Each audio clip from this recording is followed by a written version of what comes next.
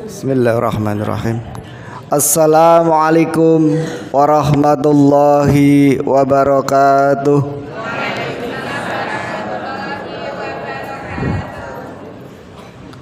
Innal hamdalillah nahmaduhu wa nasta'inuhu wa nastaghfiruh wa na'udzu billahi min sururi anfusina wa min sayyiati a'malina. May yahdihillahu fala mudhillalah wa may yudlil fala hadiyalah.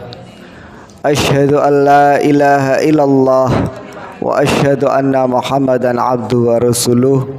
Allahumma salli wa sallim ala nabiyyina Muhammadin wa ala alihi wa ashabihi wa man tabi'ahum bi ihsan ila yaumiddin. Ya ayyuhalladzina amanu ittaqullaha haqqa tuqatih wa la tamutunna illa wa antum muslimun. Jamaah kajian Ahad pagi yang semoga senantiasa dirahmati Allah, dan alhamdulillah segala puji syukur kehadirat Allah Subhanahu wa taala, karena pada kesempatan pagi ini para jamaah semua dengan niatan yang tulus ikhlas datang ke majelis di Balai Muhammadiyah ini, insya Allah bagian dari rasa syukur nikmat kita, yaitu nikmat iman, nikmat sehat, dan juga nikmat sempat untuk bisa duduk insya Allah di majelis zikir. Dan semoga dengan ini pula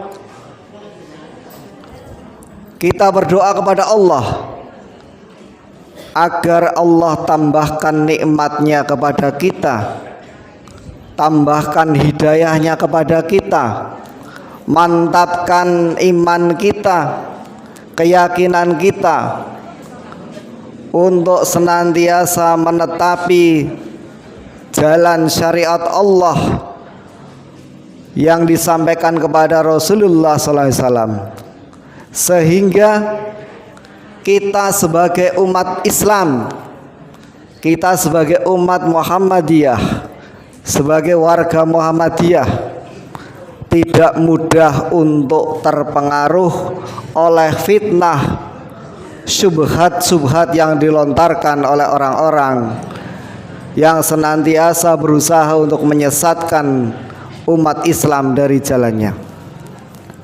Tak lupa salawat serta salam semoga senantiasa tercurah kepada junjungan kita Rasulullah SAW, yang mana beliau menjadikan teladan bagi kita, menjadikan kita sebagai sumber untuk memahami kalimatullah Al-Quran, yang mana dengan lesan beliau, dengan perilaku beliau, maka itulah menjadi gambaran bukti bahwa Al-Quran merupakan sebuah kitabullah yang tidak hanya diucapkan, namun melalui ucapan dan perilaku beliau, diamnya beliau, maka Al-Quran diamalkan oleh umat Islam, oleh hamba-hambanya yang beriman, sehingga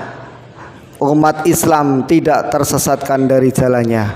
Maka dari itu kiranya saya berwasiat kepada jamaah semuanya bahwa ternyata kita sebagai umat yang beriman, umat Islam, tidak mudah untuk mencapai sebuah kalimat yang indah, yaitu di mana umat Islam selalu mendambakan, yaitu baik pada akhirnya. Kita inginkan bahwa kita ingin dalam kehidupan kita nantinya menjadi tetap umat yang beriman, umat yang dijauhkan dari kesesatan. Namun demikian, ini adalah menjadi cambuk bagi kita bahwa kita tidak boleh ujub, tidak boleh merasa bahwa kita paling berilmu. Seorang alim pun bisa tergelincir ke dalam kesesatan. Bahwa seorang mutalib, seorang yang menuntut ilmu, itu juga bisa terjerumus di dalam kesesatan. Ini menjadi tekad bagi kita bahwa ketika kita menuntut ilmu harus memahami bagaimana adab-adab yang harus dilakukan oleh seorang penuntut ilmu. Banyak terjadi di mana orang-orang yang baru belajar itu dengan penuh semangat tanpa memahami adab, maka sebagian orang-orang yang dengan semangatnya itu ketika belajar menemukan ilmu yang belum pernah didengarnya, maka ketika dia ketemu dengan saudara-saudaranya, dengan kaumnya, itu merasa bahwa dia paling benar, bahwa si fulan salah, saya yang paling benar. Itu adalah sebuah fitnah yang seharusnya kita takut. Bagaimana kita sebagai umat Islam yang diwajibkan untuk belajar sebagai seorang mutalib, seorang penuntut ilmu, maka kita harus senantiasa memohon kepada Allah untuk bisa dibersihkan dari wadah ilmu itu sendiri. Bapak Ibu tahu enggak apa itu wadahnya ilmu? Apa Bu? Wadahnya ilmu apa Bu? Ini ada pertanyaan, apa wadahnya ilmu? Wadahnya ilmu adalah kolbun, fahuwa kolbun. Wadahnya ilmu adalah hati. Maka yang harus dibersihkan ketika kita mau menjamu seorang tamu, sebagai contoh, ketika kita mau menjamu seorang tamu yang kita agungkan, maka kita biasanya Bapak Ibu sekalian membersihkan rumahnya, semuanya dilap, dipel rumahnya biar kinclong, biar tamunya masuk itu dengan senang hati.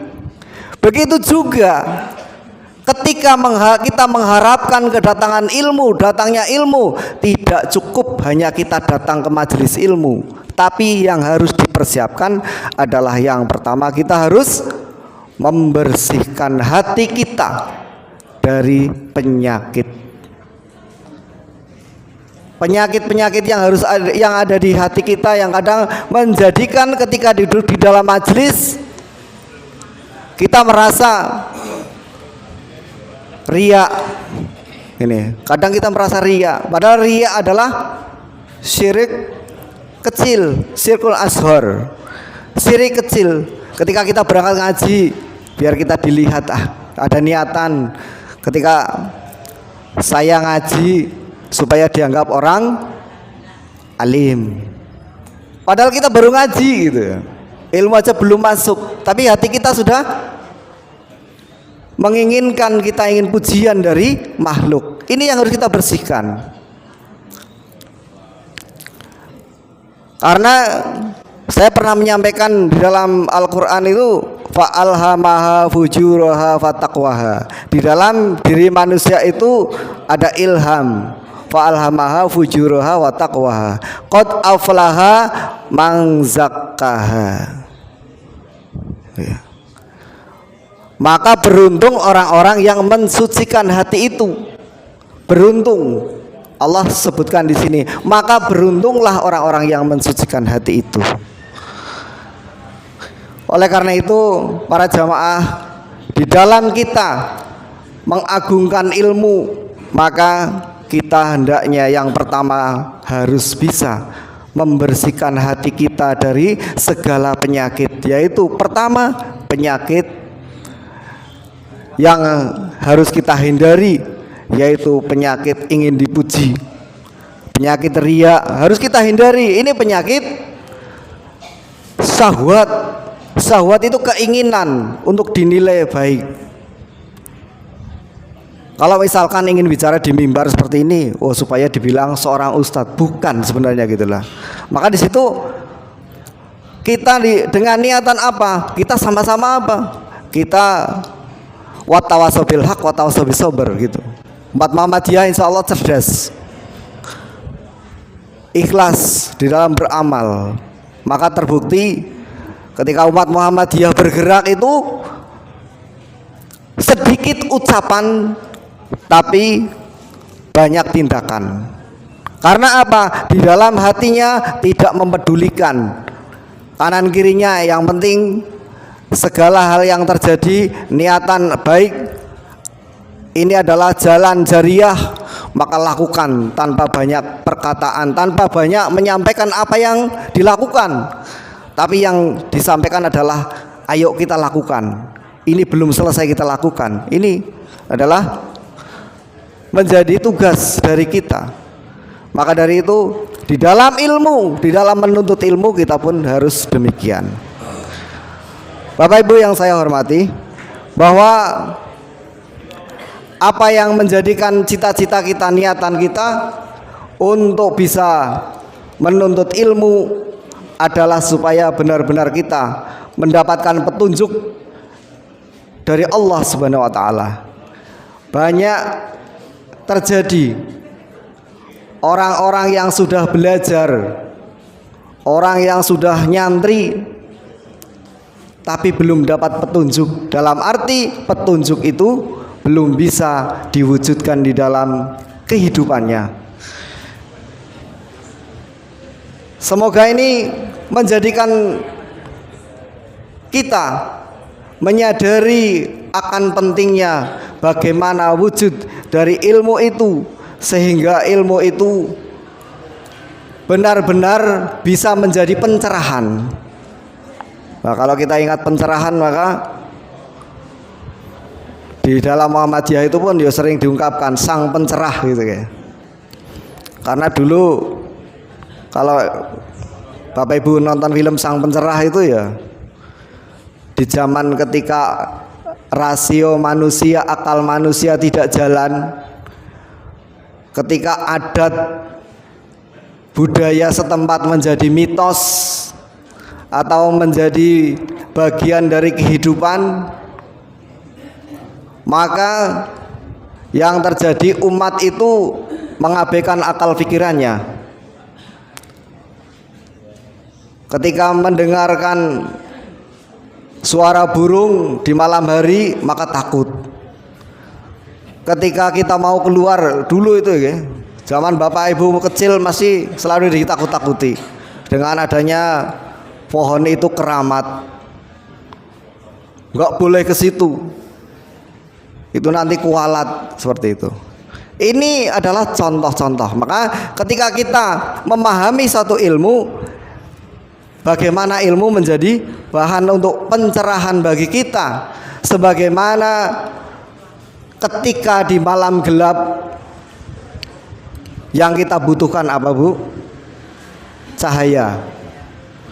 Dengan cahaya itulah kita bisa membedakan antara al-haq dan batil.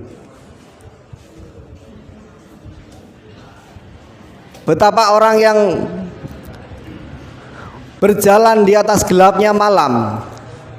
Nanti kalau ibu-ibu bayangkan di malam hari ada kelebat, daun pisang yang kering aja udah berlari. Ada pocong gitu. Padahal kalau di Eropa itu nggak ada pocong ya Bu ya. Nah itu ada sebuah dagelan. Ini dagelan Bu ya.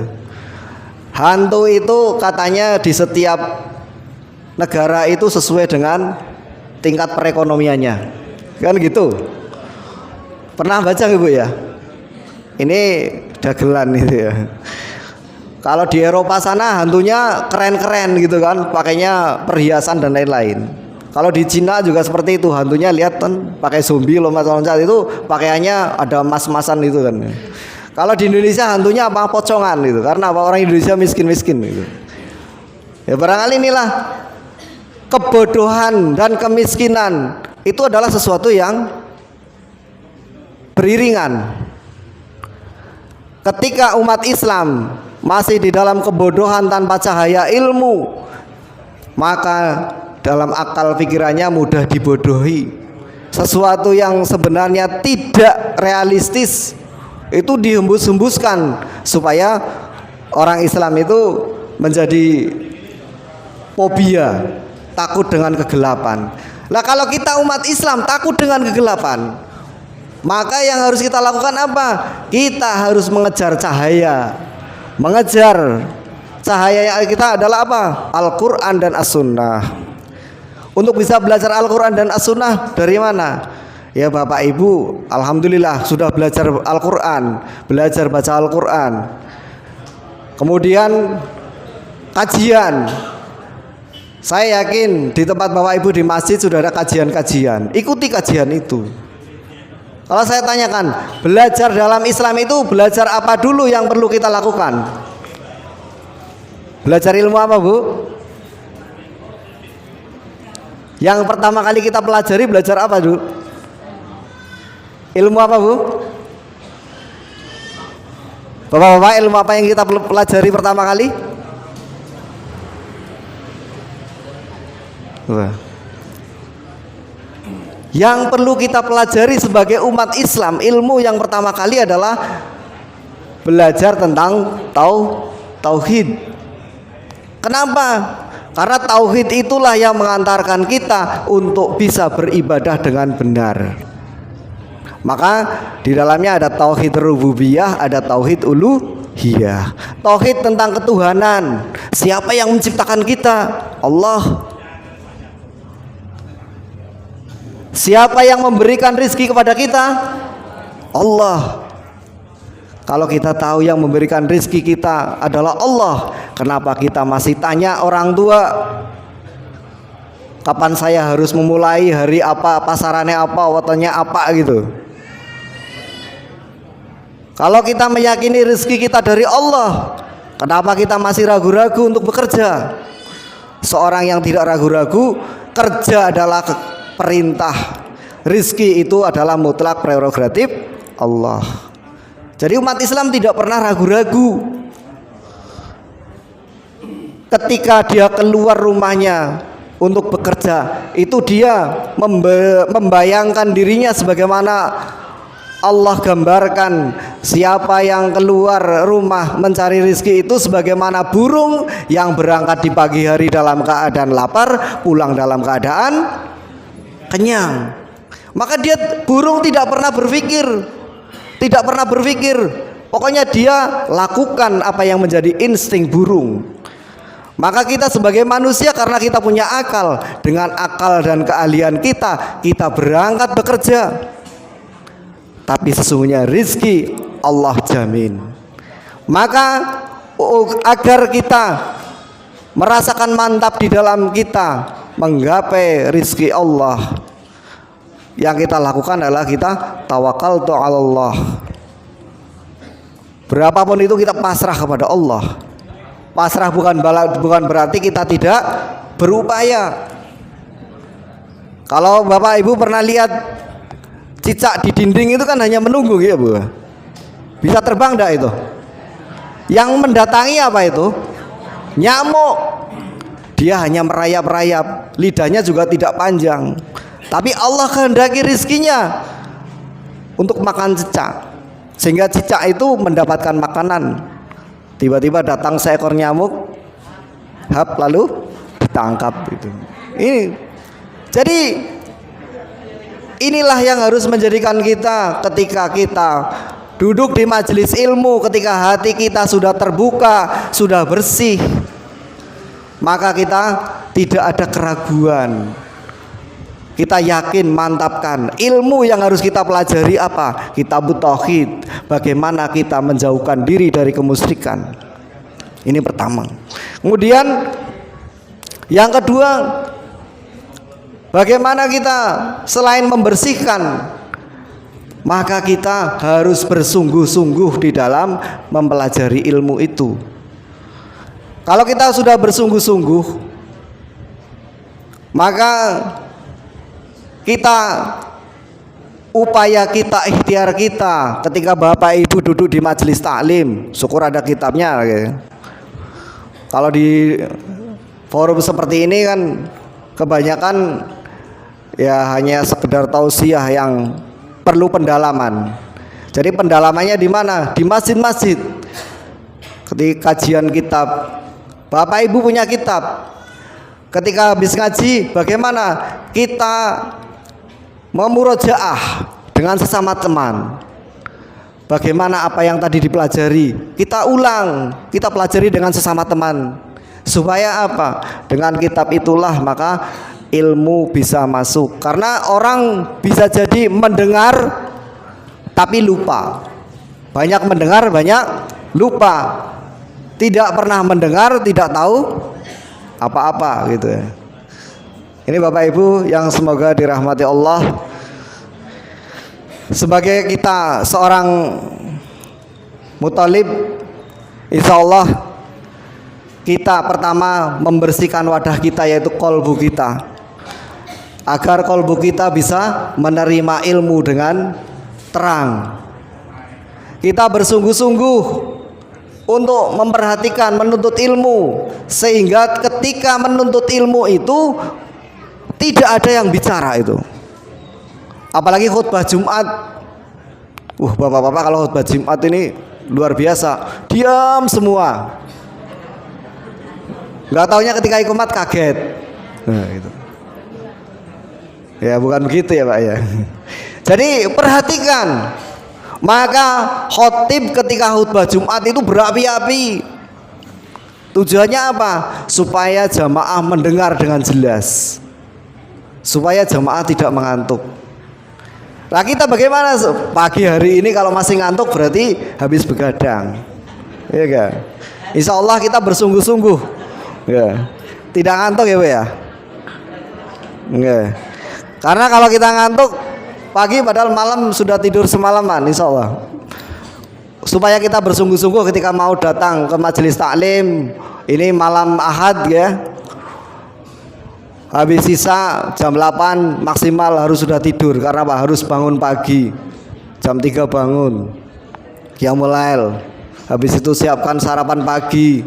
Kemudian siap berangkat jam 6 sudah datang. Karena apa? Ada tadarus, insya Allah ya. Itu menjadikan kita semangat bersungguh-sungguh. Kita mempersiapkan wadah kita, kita persiapkan, kita bersungguh-sungguh. Kemudian yang terpenting supaya ilmu itu bisa masuk adalah kita meminta pertolongan kepada Allah. Ilmu itu tidak datang karena manusia. Ilmu itu masuk ke dalam hati itu bukan karena manusia. Wah, karena mubaliknya bagus, mubaliknya lucu. Kan banyak dai yang lucu-lucu kan gitu. Jadi ketika datang cuman ketawa-ketawa, tadi apa? Wah, lucu banget tuh dainya gitu, lucu gitu. Seperti itu. Bukan seperti itu. Yang namanya kita ingin ilmu masuk ke dalam hati kita, maka kita harus meminta pertolongan kepada Allah. Doa untuk menuntut ilmu hafal ya Bu ya? Hafal kan? Hafal. Rabbi zidni ilma warzuqni rahman. Nah, itu. Kemudian ada lagi doa, 3 doa yang kita mohonkan kepada Allah kita supaya diberikan ilmu, kita diberikan rizki ya. Maka kita yang kita sudah hafalkan doa-doa itu ya kita mohonkan kepada Allah. Allahumma inni as'aluka rizqan thayyiban, okay? Wa ilman nafi'an wa amalan muttaqabbalan. Itu dipahami ketika kita berdoa kepada Allah. Pahami artinya. Afdolnya pakai bahasa Arab gitu. Meskipun Allah dengan bahasa apapun mendengar. Ya. Tapi ketika itu doa dari Rasulullah, hafalkan doa itu. Karena itu afdolnya apa yang diajarkan oleh Rasulullah SAW. Kita memohon kepada Allah, hendaklah engkau melakukan apa yang bermanfaat untuk dirimu dan mohonlah pertolongan kepada Allah dan janganlah engkau merasa lemah. Jangan, kan banyak orang yang gini ya Bapak Ibu, wes sinau sing segrep lenduk yen aku wis tuwa gampang lali. Alasan seperti itu ya Bu ya. Kadang seperti itu. Ya kalau orang tua belajar kan seperti para sahabat. Para sahabat dulu ketika belajar juga usianya tua-tua, tapi mereka bisa membaca Al-Quran, menghafalkan Al-Quran, bisa menerima hadis, bisa bahkan hafal hadis. Kalau yang paling muda banyak menghafal hadis adalah Ali bin Abi Thalib, contohnya yang paling muda ini ya. Ini gerbangnya ilmu adalah Ali bin Abi Thalib. Kalau Abu Hurairah ini adalah orang yang selalu mendampingi Rasulullah, sehingga apa? Selalu dekat dengan Rasulullah, tahu banyak tentang hadis-hadis Rasulullah SAW. Maka dari itu kita sebagai umat di akhir zaman ketika belajar, maka yang harus kita lakukan adalah memohon pertolongan kepada Allah bersungguh-sungguh dan untuk tidak merasa lemah. Kita jangan merasa lemah Bapak Ibu. Otak kita diberikan kelebihan oleh Allah untuk bisa memahami ayat-ayat. Tadi surat Yusuf ada bahwa Al-Quran diturunkan dalam bahasa Arab agar kalian bisa memahaminya. Loh, kenapa nggak pakai bahasa Jawa? Bahasa Arab berarti punya keunggulan Bapak Ibu ya. Ya kita insya Allah kalau ada forum belajar bahasa Arab ya ikuti. Biar kita sedikit agak pengetahuan, ada mengetahui tentang kalimat-kalimat bahasa Arab. Mufradatnya minimal mengetahui, memahami kata per kata, tahu. Syukur nanti nahwu sorofnya tahu. Ilmu nahwu adalah penting untuk kita. Jadi bohong besar kalau kita paham Islam tapi tidak paham bahasa Arab. Ya kita warga Muhammadiyah harus bisa bersungguh-sungguh bagaimana menciptakan halaqah-halaqah bahasa Arab. Kalau belajar kitab, syukur kitabnya kitab kuning ya, insya Allah itu menjadikan kita semakin bersemangat untuk belajar. Jadi kalau ada kitab bahasa Arab kita harus semangat, oh itu kitabnya bahasa Arab, sehingga saya pantang untuk beli kitab terjemahan. Itu seperti itu. Kalau kita beli terjemahan mahal ya, tapi kalau kita beli kitab asli insya Allah murah. Maka kalau di tempat kita sudah banyak ustadz-ustadz insya Allah yang paham bahasa Arab. Kalau di sini ada kajian Riyadhus Shalihin itu juga bahasa Arab. Kalau di An-Nur ada kitab Al-Kabair itu bahasa Arab. Ada kitab Fiqhus Sirah dan lain-lain ya. Itu dengan kitab-kitab seperti itu kita menjadikan bersemangat bersungguh-sungguh untuk bisa mempelajari Islam, untuk mempelajari Al-Quran dan As-Sunnah, karena itu adalah sumber yang terpercaya yang datang dari Allah dan Rasulnya. Dan kita bukti dari kita semangat bersungguh-sungguh untuk belajar adalah kita membersihkan hati kita. Yang kedua, kita harus benar-benar bersungguh-sungguh. Yang ketiga, kita memohon pertolongan kepada Allah Subhanahu wa taala. Insya Allah apabila adab-adab ini kita bisa jalankan, maka pintu-pintu hidayah apa yang disampaikan oleh Allah Subhanahu wa taala akan masuk ke dalam hati kita dan menjadikan petunjuk di dalam kehidupan kita. Subhanakallahumma wa bihamdika asyhadu alla ilaha illa anta astaghfiruka wa atubu ilaik. Assalamualaikum warahmatullahi wabarakatuh.